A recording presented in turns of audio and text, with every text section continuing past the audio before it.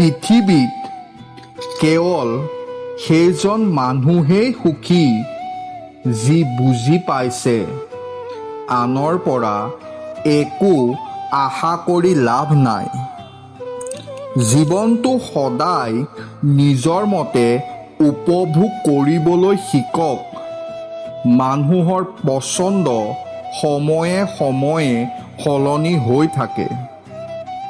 বিশ্বাস হ'ল এনেকুৱা এটা শব্দ যিটো পঢ়িবলৈ 1 ছেকেণ্ড, ভাবিবলৈ 1 মিনিট, বুজিবলৈ এদিন আৰু প্ৰমাণ কৰিবলৈ গোটেই জীৱন লাগি যায়।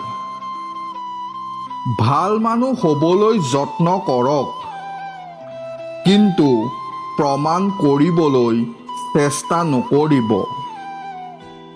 সকলো মানুহেই কেৱল সুখ বিচাৰে, দুখ কাকো নালাগে। কিন্তু বৰষুণ নোহোৱাকৈ জানো ৰামধেনুৰ সৃষ্টি হ'ব পাৰে?